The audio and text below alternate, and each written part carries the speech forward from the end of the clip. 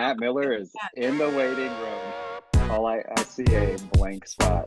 No video, no audio. But he should be. He should be there. Boomer. Get it together, Miller. Oh, Right. oh, Oh, there we go. all right, there he is. Boomer? What are we doing? What are we? Just kind of roll along with it, or Did you send him the like brief outline that we had? No. so I don't really have a fancy background or anything. Is that cool? No. Yeah. I don't know. I've heard about you so much from Kate, so it's like I already know you. Yeah. I feel like That's what I thought too. I'm like, no, I thought we met at a. I You weren't at Kate's book thing because I was too No. far to go. know. No, he didn't want to come. He didn't think it was that important. Yeah, I was actually in town and I just said no. Welcome everybody to Table for Deuce, where we shoot the shit about all things lit. With me, as everyone knows, is Kate Hanson Foster, author of Crow Funeral, which I went deep. I looked up a review from Yetta Rose Stein over at another Chicago magazine, who calls the book deeply emotive, sharp, and worldly. And Kate is also the author of Midriff, which was a finalist for the Massachusetts Center for the Book Award. All around fantastic person, smart, intelligent, charismatic. And that is probably why Trump actually announced Kate as a new VP candidate. So congrats, Kate, on this new role. I'm excited to see where you go. He did say you were a little extreme, but you know, I think he could tamper that down. I know you lean pretty heavily to the right. So welcome, Kate Hanson Foster. Wow, thanks, Michael, for that. Yes, and I am also here with Michael Schmeltzer, who is the author of numerous books of poetry. He is an unparalleled writer, editor, father, friend, competitive dog groomer, ant farmer, ghost hunter, underwater pizza delivery guy. I mean, there is just nothing that Michael can't do. So welcome, Michael, to Back to All the true. But today is a Thank very you. exciting show. Very Oh exciting. my gosh, I am so pumped for today. I am pumped every time we do one of these shows, but I am especially excited today. Mhm. Yeah, I just you take it away. I'm way too eager, but you do the intros here.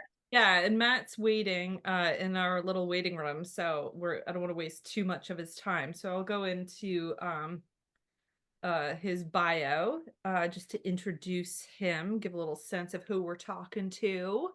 So Matt Miller is the author of Tender the River, which is from Texas Review Press, and that was the finalist for the Eric Hoffer Book Award, the Eric Hoffer Provocateur Award, finalist for the Jakar Press Julie Suck Award, and the New Hampshire Poetry Society Book Award, and Poetry by the Sea Book Award.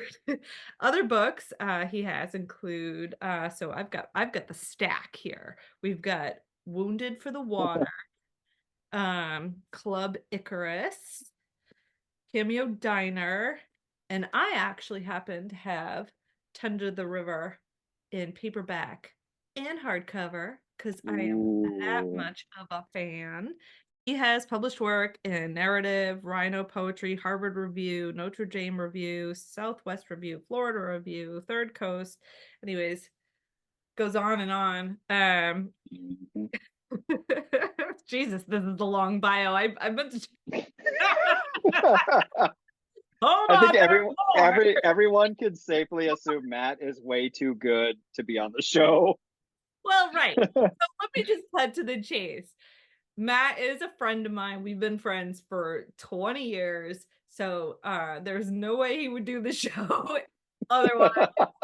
We met in Lowell, Massachusetts, which I'm excited to talk about this with him because he does write a lot of regional stuff, very like poetry in place type stuff, which we're going to talk a lot about today. Matt is like 6'9", former college football star, surfer, you know, and for whatever reason, he chose a life in poetry, and that's why we are asked him here today to explain why somebody would do that. So, Matt, if you want to unmute yourself, hide yourself. Oh, there he is. Oh, So, there we go. Please welcome Matt Miller, everybody. oh, Matt. Yes. Hey, what's up? Thank you, Michael. Thank you, Vice President Hanson Foster. It's great to see you. Yeah, again, thank you for having me. This is you guys are awesome. This is so much fun. Oh, we're just getting started too. So Yeah, I'm a little nervous. I'm on the couch here. So I am super excited. We are friends. I'm excited that we're friends.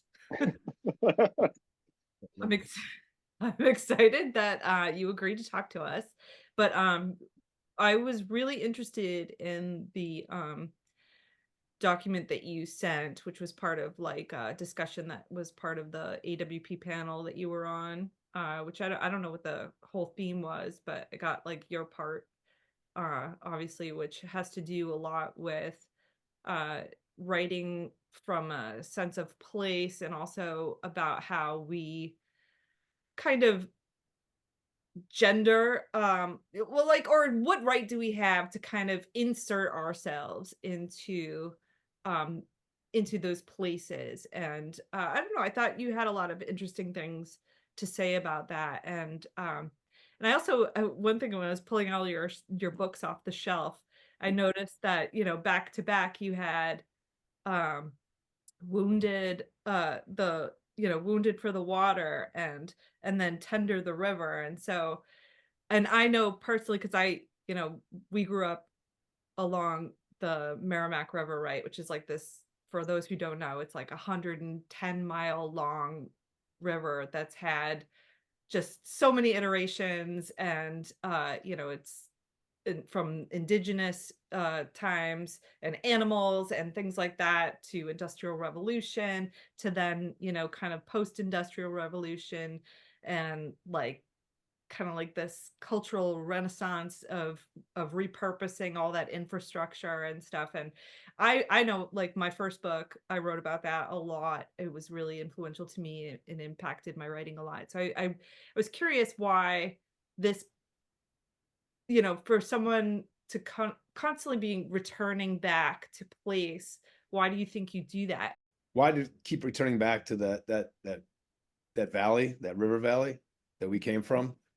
I mean, I think you said it too. It has such a, it is sort of a microcosm of the American experiment in a lot of ways, or and pre-American, everything, you know, this sort of the human experiment, you know, starting with, you know, the ice sheet pulls back, the Laurentide ice sheet pulls back, and people start to settle. The river used to go out of, actually used to go through Boston, and after the ice age, it turned and now goes out of that Newburyport area, goes down through New Hampshire to Massachusetts, back up.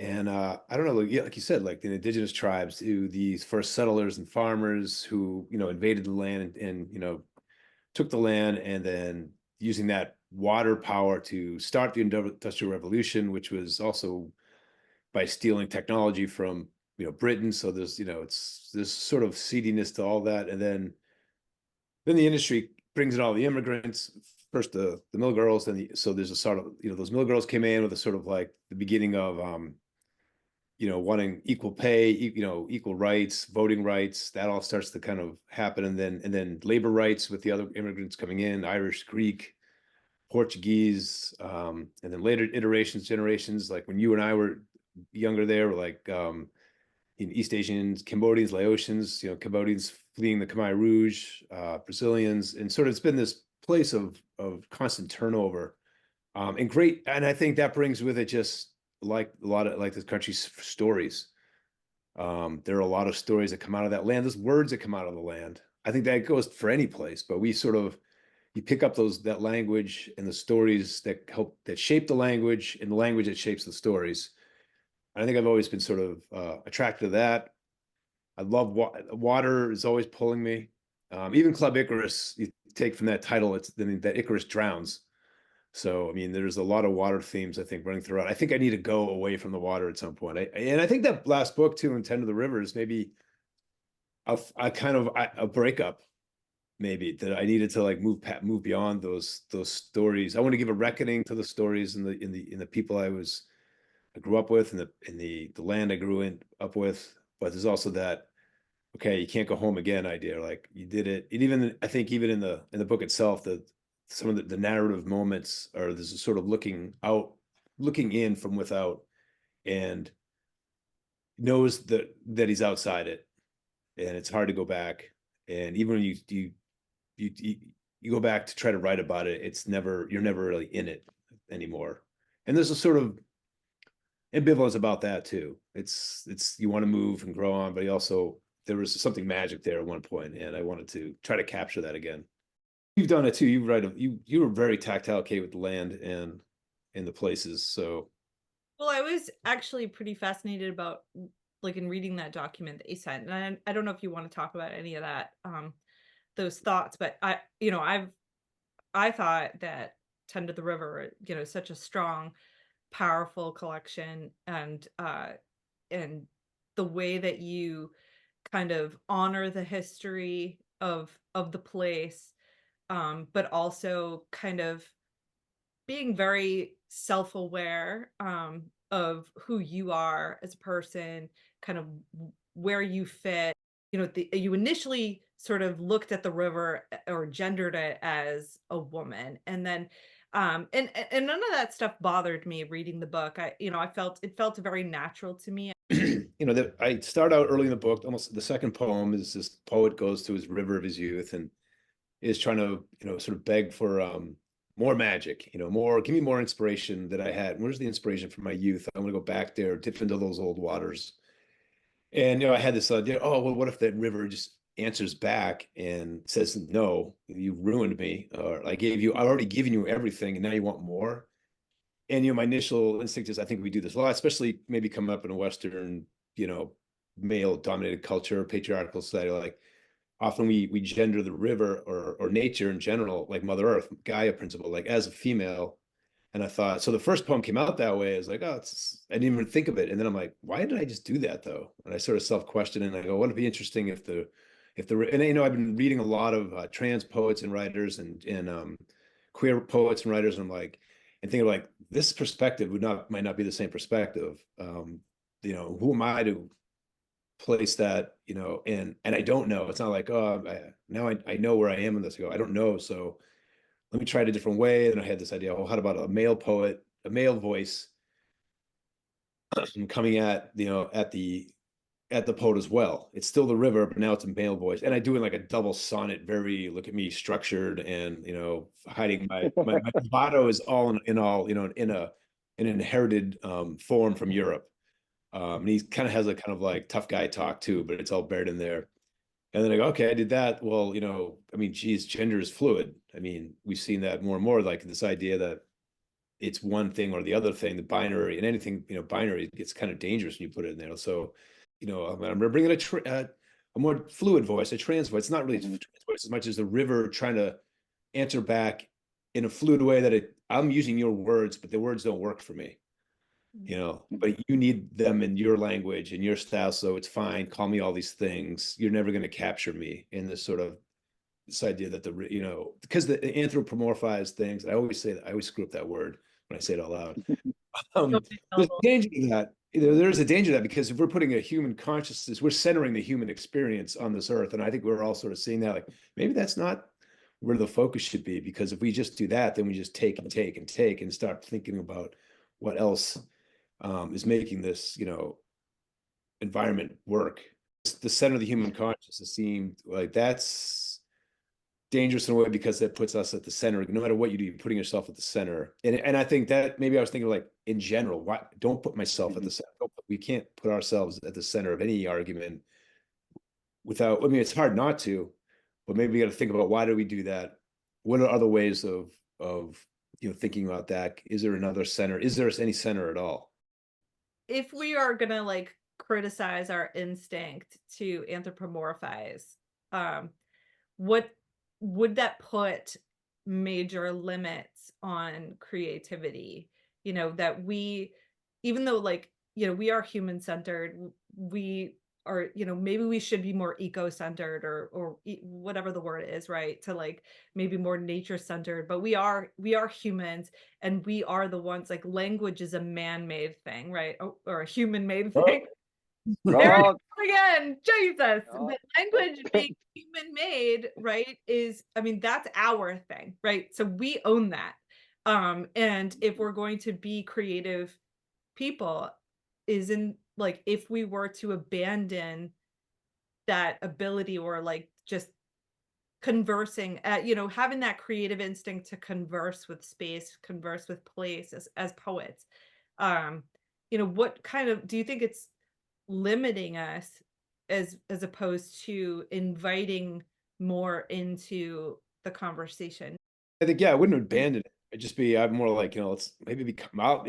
For me anyway, like I'm gonna be more conscious when I'm doing that. I'm gonna do it anyway. I'm gonna anthropomorphize stuff and I go that, why did I do that? What made me do that? Or is there, and I think it's not just like in an animal world, but like it's centering yourself in all these debates we're having about things. Maybe just think about the other point of view a little bit, and and you can't help but put yourself in the center. It's all is what is your body and how it reacts to the world. But maybe I don't know if that's empathy or looking outside the self a little bit can help, but I wouldn't want to abandon any of that. I mean, I'm going to keep doing that. It just, maybe I'm just conscious of why I'm doing it and when and how I can do it better. And they're never going to, it's language, it's always going to fall short. It's never going to rise to the level of math or music. We're always going to be, it's going to be incomplete, but that's kind of what it's beautiful about it too.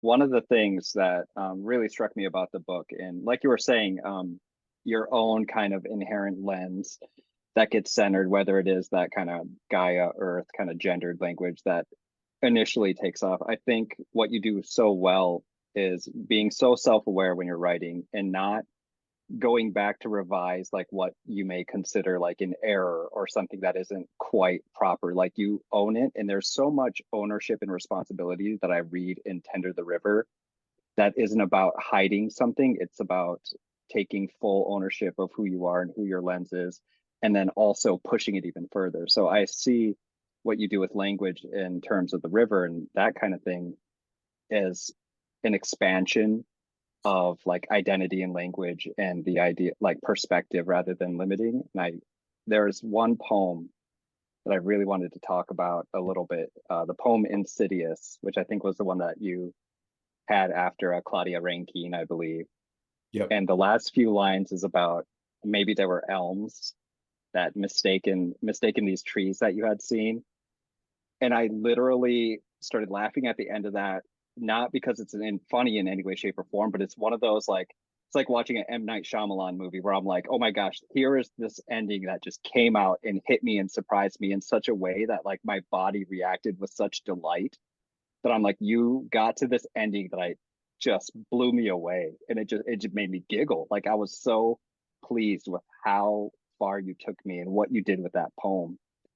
And in those moments where you're really delving into your own lens and how you see things and what might be mistaken and what might be correct and all these things, and if there is a correct, and just I think you did it so well. And I hardly ever say this, but the poems that tackle social justice, or what I would consider social justice in this book, are my favorites. And that doesn't tend to be the case with a lot of quote unquote social justice poems I read. I think you did such a magnificent job. Do you want to read that poem just because you referenced it? And Yeah, sure. And this poem, I was writing this poem in a terrifying, I was like, this poem, if this poem might not land or get to what I'm trying to say, or because I'm writing it about a character who is not aware of their own biases, prejudices, and I'm doing it in the first person because it is my experience in some ways. It's a little fictionalized, but it's not, something we fall into. We think we're the good guy. We think we're always going to do the right thing. And I think we all do. I don't think anyone sets out to be evil. I even sent this poem out to a couple of people, like my colleague, Willie Perdomo, sent to Major Jackson, like, what do you guys think of this poem lands? Because I don't come off, the I in this doesn't come off well. And I'm not trying to like say, I'm trying to figure out, and I'm not trying to be this is not a social justice poem. This is, I mean, it's time of issues, but I'm like, I'm revealing prejudices that maybe all of us have, or like inherent things that like, oh, we didn't even know it was there until it was there. And I was like, there's a couple poems where like I try to push into that because, and I think it's reading poets like so many of them, but Ray Keane, Meg Day, people like that were just like they go to places where like they'll hit those pressure points and then keep pushing. So actually, this came out of an essay Major Jackson wrote maybe 15 years ago. He said, well, if white poets don't start writing about race, nothing's ever going to change. And then I really thought of the movie when the movie Get Out came out. The Peel movie. Just blanked on his first name for a second. Oh, you guys know Kevin Peele? No, I can't remember. No. Jordan Peele. Sorry. Yeah. Jordan Peele's movie Out came out, and it's really this, these perfect white liberal little neighborhoods. Yeah. And the sort of insidious nature of white liberalism that is, and that's what I was trying to I guess I was hitting that with this. So Insidious, because white men cannot police their imagination, black men are dying. Claudia Rankine. Sunday morning, late May, I love the maples. This time of year, over Andover Street, the bright green building, the sun seeming to hang its lights on leaves that canopy across the busy pothole road, onto which I've turned my truck, my children in the back, as we head home north to New Hampshire, leaving my in-laws waving on the lawn. I wonder if my kids will see these trees like I see them, without the days on days growing up here, but they are talking, laughing as I hit the radio seek from Red Sox highlights to NPRN. Sunday morning, late May, I love the maples. I doubt my kids notice as I do, the teenage boy with long purple patched hair pulled back into a bun above the backpack, but I do, I see him walking down the sidewalk I walked down so many times in my life, and I wonder if he lives around here. If he does, that's good. It's good that the neighborhood be more mosaic, and it's important that a black boy, can walk down my old street and not meet with people hassling him for his color or his clothes. And oh, Sunday morning, late May, I love the maples. How I know there are those watching him from behind their shutters and blinds, staring out through double-paned windows, seeing this boy and seeing only his blackness, wondering whether he belongs here, and certainly some think he doesn't, and someone may even call the cops, their fear oxidized into anger. And so this kid, maybe just headed down to the White Hen to hit the deli and grab a Coke, could get hassled, and all for what? For being black, for his clothes being because he is big, almost chunky, and the moms around here love their skinny kids and skinny diets. And my God, Sunday morning, late May, I love the maples. The nerve of their notions of what is normal, what is comfortable is deplorable. But if someone does call the cops, it would be so awful for suddenly blue lights twirling, a siren belch, a short blast, so this poor kid would get asked and harassed, but I would certainly pull over, definitely defend him, and say, leave this boy alone. Although, I mean, it's possible his backpack's full of weed for the neighborhood kids, but this is terrible, of course, for me to even think. And if I saw a cruiser roll up on him, I would pull over and say something. I'm sure I would, yes. Sunday morning, late May, I love the maples.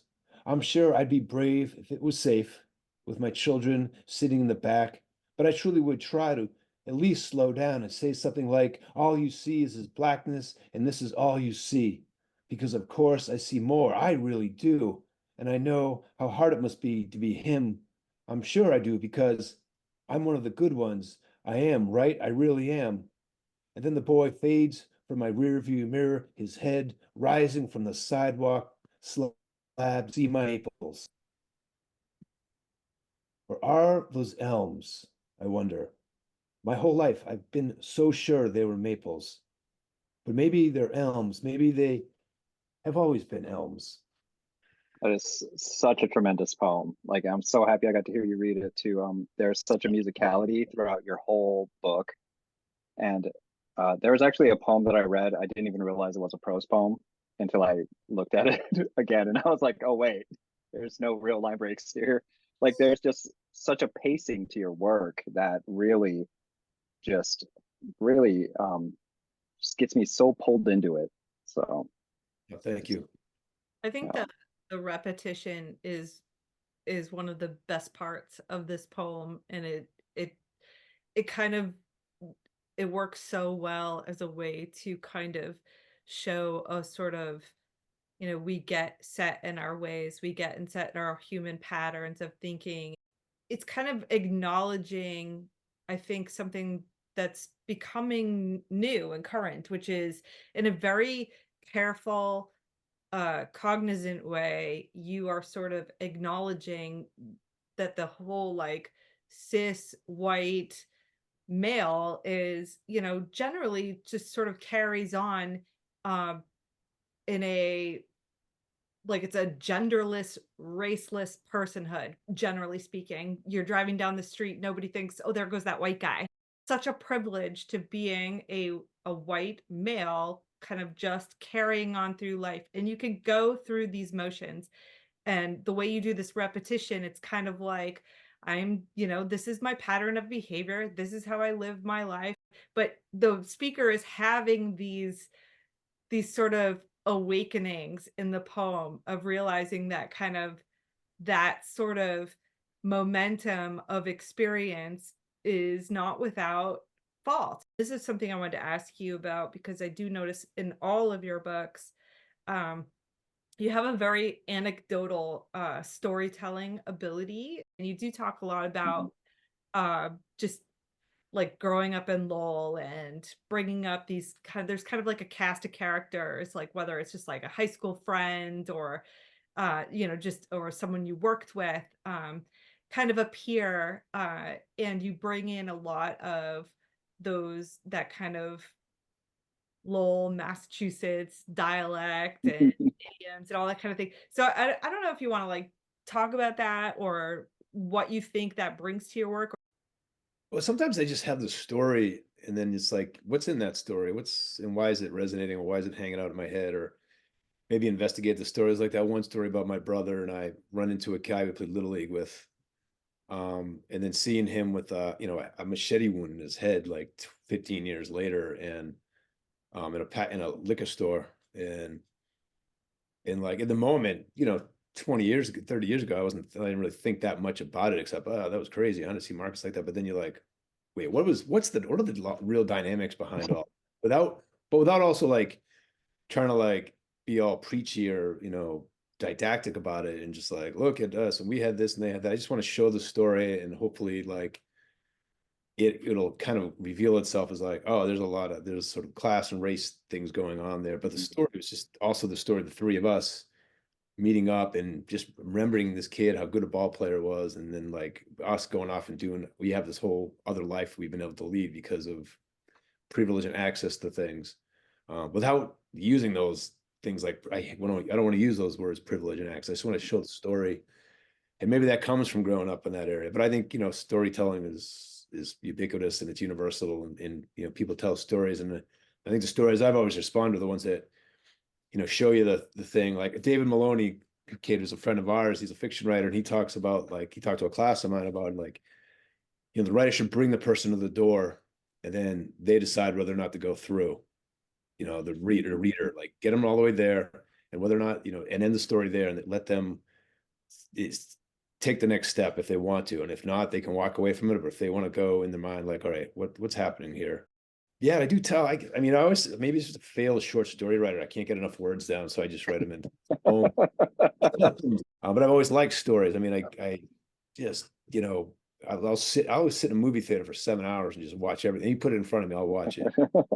I Anything. don't see it that way. Like I don't see it as like, even though I do think you're a good storyteller, I just think as a poet, I always admire your ability to say the names of things or say the names of people, and you put like such a fine point on what you're writing about. Like whether it's not like me and my friend went to the movies, you'd say like my friend Dave who lived in Centerville, or and like you just very fine-tunedly put us on like where you're we know where you're talking about, Yep. or like you are pointing to a place. Do you consciously try to balance regional or local with the universal, or is that just something that happens when you do tell these stories? Because I do think that it is very much steeped in a region. Like I don't know what Packie is. Like what the fuck is a Packie? Like that's and I've heard Kate use that too. And I'm like, this is not like a Seattle thing. This is not like a Washington State thing. So I'm like, what the fuck is a Packie? And how do you balance the regional with the universal? And is that a conscious thing that you do? I mean, I guess, I think it was James Joyce who said that you find the universal in the particular. Like get the fine close. And I tell my students that, and get the fine details, and it's almost paradoxical. Like it'll make it a bigger story if you get the closer you get to it. It doesn't always work. Not everyone agrees with that, but I just, like the word, I don't want to say liquor store. I just said it in our conversation. I don't just say, look at it, it's Packie, because that's what we would call it. And there's something beautiful about that word. And every place has their beautiful, the language is beautiful, and it comes out of a region. And I think there's a lot of flattening out of that because of television and movies and stuff, where like we're losing some of our accents and dialects. Or I am try to honor that. Also, it's a reckoning too of them and their place, that we were here and that our lives mattered.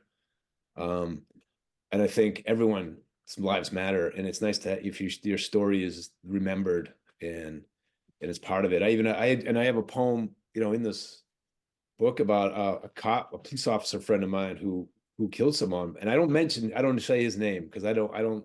If you want to find that story out, you can. It's easy enough.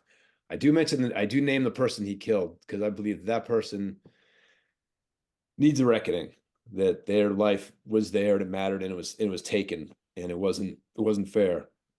And so I made that choice. I'm like, I could get in trouble. Maybe like who am I to put this guy's name in a poem? I might not have the right of this. I think, Kate, maybe you were at that reading where like I read that poem once, and Yeah. some guy gets up in the back, and he's like, hey, I knew that Bryant Paula. And I was like, oh shit, he's gonna take me to task for this. And and he's basically said, thanks for writing that poem and for someone remembering his story. And I was like, oh, I wasn't doing it for that, but I was hoping when I did use that particular name, it didn't matter. It probably wouldn't have mattered to anyone else, but it might matter to that family, that guy. Our lives are short. I mean, that's what makes them beautiful, but it's nice to tell these stories. And it's the more details, like it's not like a joke, the more specific the details can get, like the more real it seems. I was there at that reading. I know exactly what you're talking about. And that was so unbelievably powerful, the way that you could see how that guy was moved, knowing who you were talking about. When you really put the pin on the microcosm that you come from, and name it, and it brings something more. And like you said, I mean, it's obviously, it makes it real. It feels real. It feels so authentic, and it humanizes it all, so that it's not, there's so many poems out there that are just very generic, and they work, that it can work that way.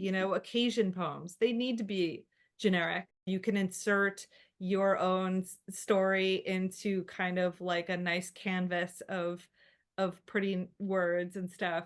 I can't insert myself into that poem. That's your poem. Like that story that you told, it's your story. All I can really do is just receive it. And I do think, like, a lot of times when you think of poets writing about place in that way, the reader kind of has to just receive it, as opposed to like we were saying earlier, we always want to center ourselves in just about everything that we do.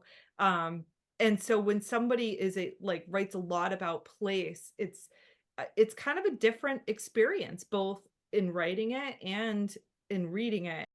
When I wrote this book, I'm like, I am so specific to this place. I'm like, and I can't get this place. I'm like, I just want to get this place out of my head. It's probably why I wrote the book. I'm like, I got to move on. But I'm so specific with this place, who's going to care about it except the people of this place? And even there, are they even going to care about it? And yet it seems to have had, fortunately, like the longest reach of stuff I've done too, for some reason. Those specific, I don't know why, but like, maybe is it that, the Dubliners is just to be in this place at a time that I'm just receiving it. But I see the people I see people I know in it too, in some way, some variation, some shadow of someone I knew is in some of these stories that, that are 100 years old, 400 years old. I was teaching a Shakespeare class to seniors in my school, and they're like, oh man, this happened to me. Like those stories are there, even though the names and places are different. On semi-related here, when I was talking to Kate earlier, I was like, hey, Matt's like a giant nerd, right? There's Star Wars references, D&D references. And she's like, oh yeah. And during this conversation, he'll probably bring up Shakespeare or do a Shakespeare quote, and you did it. So like Kate Would you be willing to read, since we have been talking we've been talking about a lot of things, but specifically just in terms of water, the river, and everything. I do love that poem. So could you read the Said the River When I Asked for Their Song? Sure. This is the third in that series of the river answering back the poet, who's looking for new inspiration, new energy, just give me more, as we sort of we keep doing of the earth anyway, we keep asking for more. So this is the final poem of this section too. I think I'm just sort of closing out the idea of the river speaking back, or the earth speaking back at all. And there's a little epigraph here from Genesis, and whatever the man called each living creature, that was its name. And that idea, like Adam names the earth, and the earth, because he is the steward, and he is the steward of the earth. He's given and Eve is his, helper and whatnot, depending on, which part of the Genesis you're reading. But like he names the earth because the earth is his and his to protect, that not that we always do that or do it much at all. But so said the river when I begged for their song. Very well, call me river, call me Merrimack, track me back to Pemigewasset, to Winnipesaukee. Call me mother, father, an apin strung, deep-lunged lover. Call me confluence, call me flood and slug. Name me strong place and bathe me into fable. Dance me out as your tradition, your tributary. Construct me as your creation myth. Sing my hair of braided salmon, map my curves, my cock, my cunt, my noting, my knot. Mark this salinity, paint my Pawtucket Falls, and survey my alluvial belts of stone. Drag my gut for your stolen cars, your suicides, your sediment. Define me by your dams and your damned. Denotate my silt, detonate my banks, so I bleed and braid you with canals. Swim out, son of man, with brush of lips. You'll never find me in your box of words, your book of failed verbs. For I too wide, I too winding, I too glass of sky, and you will drown for this kiss on your swallowed tongue and idiom. And in some ways that goes back to what we started talking about, like language and not coming up short and never going to be able to, but this is the river speaking back in our language in some ways. Like, yeah, say that. Okay, you can call me that. But you're never going to catch me. I'm always going to be moving too much for you. There's a little Shakespeare reference in there too. My noting, my not. The Shakespeare play, Much Ado About Nothing. It would have been pronounced in that time as Much Ado About Noting. Noting is also, talking and saying and just talking alone, but also no thing, because men have a thing and women don't have a thing. It's Much Ado About Vagina is that play. So my cock, my cunt, my noting, my not. So little Shakespeare dip in there. Just gonna quote you so much out of context. It's gonna be awesome. That's what poets do. We name the world. We try to put language on the world to explain the world to ourselves. And I guess in that poem, nature's like, you're not gonna get it, dude. You're missing out. And maybe because it's this one cisgender male point of view, like you're coming up short because you're trying to do it on your own. I don't know, or you're trying to do it as from one perspective, and it's not one perspective. And I love the document that you sent us. There was a line about what would have happened if Eve would have named everything, or if Lilith. And so I thought that was really interesting too. And like you were talking about, it kind of goes off your idea about perspective and whose views and whose words are being centered first, and how that affects everyone else's perception of that thing. So I think it all kind of ties together with that. Yeah, we're trying to capture something. And they just said that word capture. We're trying to put it in a box that we can contain it and understand it, which we need to do because we're small, frightened little creatures living on this rock, but it's also can be limiting what you do when you try to like put something. When you try to name God, or whatever that idea is, for a smaller name you give it, the more you limit it. We should transition into the toast or roast section. I think so. Yeah. Act 2 is coming up. Caitlin Cohen is a poet I've known for a bunch of years. Happy everything. Marriage isn't even. Okay, I'm gonna do it again. Shakespeare.